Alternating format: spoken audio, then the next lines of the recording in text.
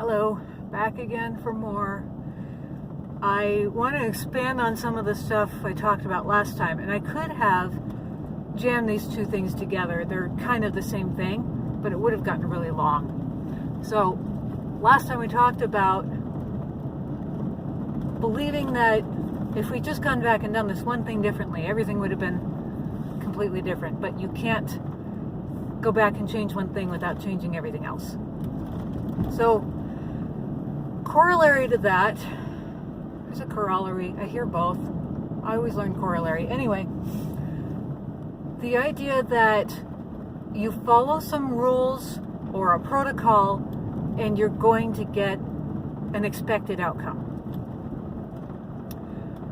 And I think we live with rules and laws, and we're beholden to these things. And I also think that we know all kinds of people who are exceptions to these rules, where it seems like they have either really good or bad luck because their outcome is independent of their following the rules. So, classic example to me is the really health conscious person who eats well and exercises and does all the right things, and they get cancer relatively young, versus the chain smoking alcoholic who lives into old age. Both of them are kind of exceptional, but they got outcomes that didn't match up with the way they were living. So what do we do with that? Like a lot of things in the year 2020, I feel like a lot of things that were already there are just made way more vivid. So we had this belief that you can kind of control things by following rules and protocols. And if you don't, what did you do wrong? We've turned getting sick into a moral failing. Let's go analyze your life and find out which of the rules you broke. Or if you were a perfect paragon and you did everything right, you followed all the new rules that we have this year, it must be someone else in your life who was selfish and they broke the rules and that's why you're sick. Either way, we're talking about conscious decisions made by people, and that's why something bad happened.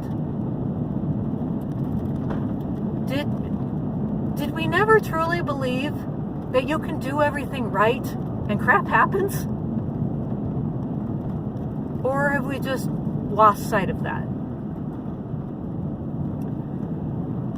So there's a couple of things with this.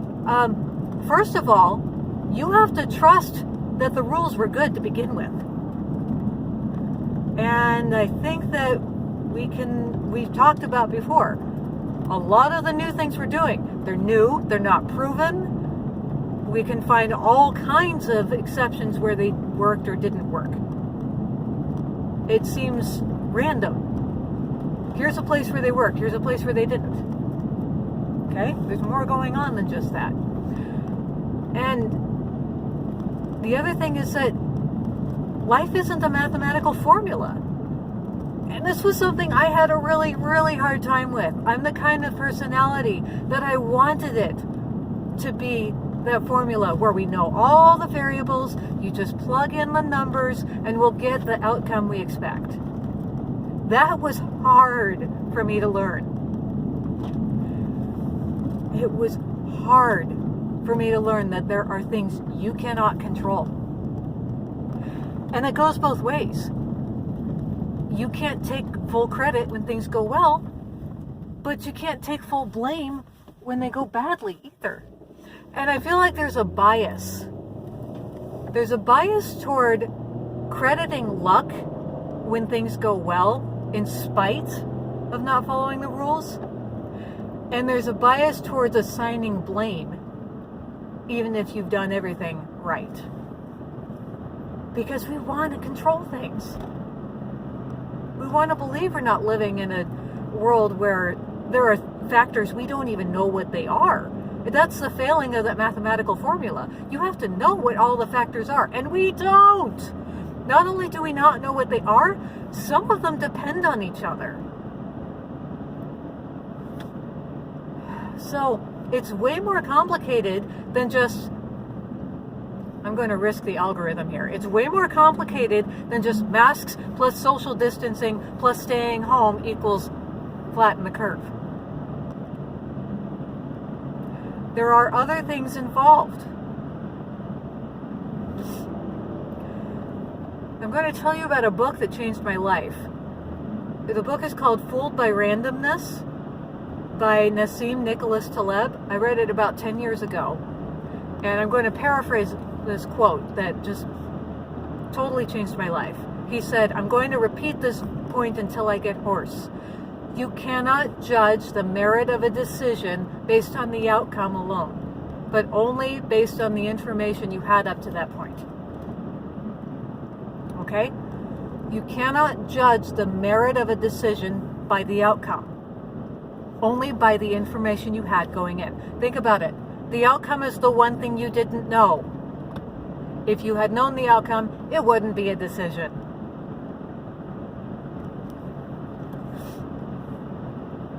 You have to say, I had good inputs going in. I did everything I could to make this good decision. And it's still a good decision regardless of the outcome. Or I was sloppy with my inputs, and the outcome is independent of that too.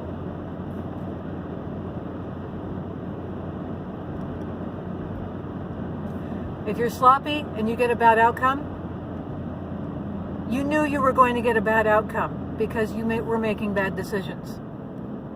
But if you got a good outcome, there were factors at play that you didn't account for. Because we cannot control for everything. So,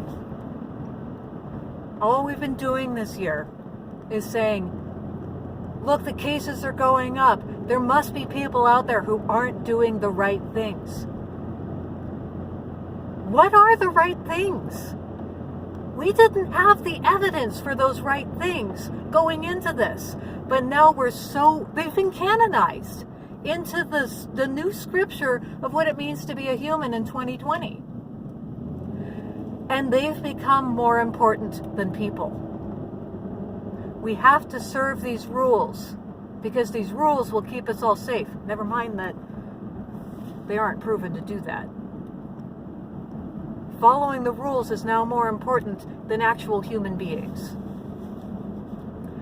So I'm reminded of the New Testament, in Mark chapter 2. Jesus and his disciples are walking through a field on the Sabbath day. His disciples are hungry, and they take some of the grain and eat it. This was considered harvesting, and that was working on the Sabbath. That was breaking the commandment that says keep the Sabbath day holy. And the Pharisees said, why do your disciples that which is not lawful?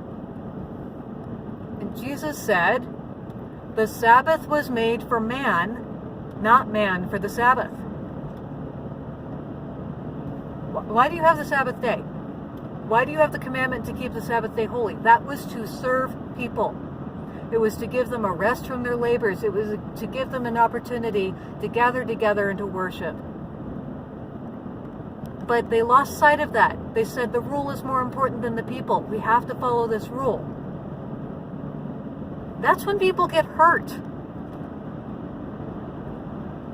That's when you have 2-year-olds getting kicked off of airplanes because the rule is more important than the person. Now, someday I'll get into the idea of what we're doing to our kids. I hesitate to touch that topic because it is so fraught. But we are not serving our kids. I think I can sum it up in that right there. We are not serving our kids. These rules are not serving our kids. The rules were not made with kids in mind. I'm not even sure they were made with adults in mind. But now we're stuck in the backward position because they're in place.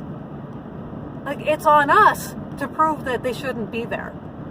Instead of let's look back at what got them there to begin with. And the threshold for evidence was not very high. So we're stuck on the rules. We're stuck on the idea that following rules gives a guaranteed outcome. And if you're not getting the outcome you want, it's because someone somewhere is selfish. It couldn't be that the rules aren't actually working. It couldn't be that there are factors at play that you aren't accounting for. No, just follow the rules. We're hashtag in this together. I've already said that's the biggest lie I have ever heard. All it's done is cause division, because now we're hunting down these people who aren't following the rules. It must be the fault of these people not following the rules that we're in this mess 9 months later. 1 year later. When did we even start this timeline? We can look back on what the rules were. They've changed. They've changed throughout all this time. Could we look back in February and say, since we weren't following the rules then, that's why we're in this mess? We didn't even know what they were. It must be someone's fault. There must be blame to lay at someone's feet. Sometimes crap happens.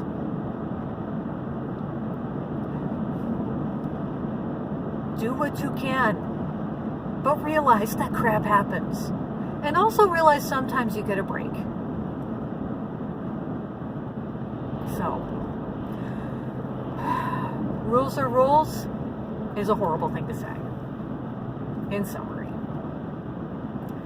Have a good week, everyone.